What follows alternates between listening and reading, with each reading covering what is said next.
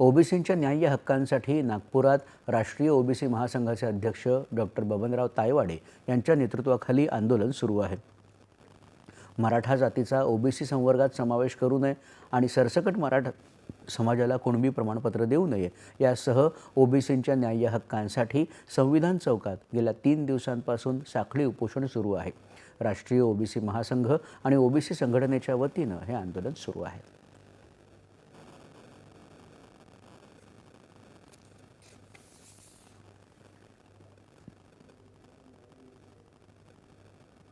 आंदोलनकर्त्यांनी त्यांच्या प्रमुख भूमिकेमध्ये दोनदा आतापर्यंत बदल केलेला आहे।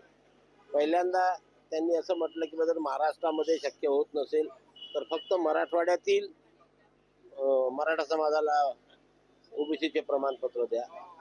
आणि मग काल त्यांनी त्याच्यामध्ये पुन्हा शिथिलता केली की जर आपल्याला सरसकट देता येत नसेल तर मी सरसकट शब्द मागे घेतो, ज्यांच्याकडे कागदपत्र आहे त्यांना प्रमाणपत्र द्या। आता याबद्दल सरकार काय निर्णय घेते किंवा आता जे पेपरमध्ये येऊन राहिलं की कुठला तरी नवीन GR काढण्याची तयारी सुरू आहे, त्याच्यात कसल्या प्रकारची गाईडलाईन्स येते, डायरेक्टिव्ह येतात, त्याच्याकडे आम्ही लक्ष ठेवून आहोत आणि ते बाहेर आल्यावरच त्याच्यावरती आम्ही आमचं भाष्य करू।